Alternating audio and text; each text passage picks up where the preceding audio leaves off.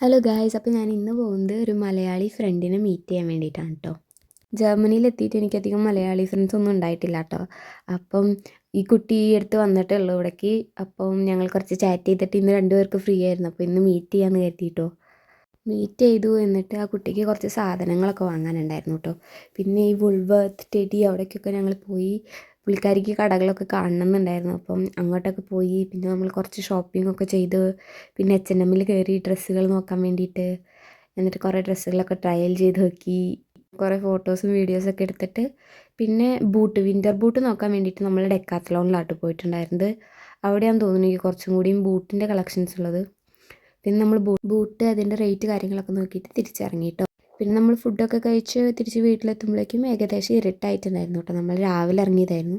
തിരിച്ചെത്തുമ്പോൾ 4:30 ആയിട്ടേ ഉള്ളൂ, പക്ഷേ ഇരുട്ടായി. അപ്പം ഇന്നത്തെ വീഡിയോ ഇത്രയേ ഉള്ളൂ. ബായ്.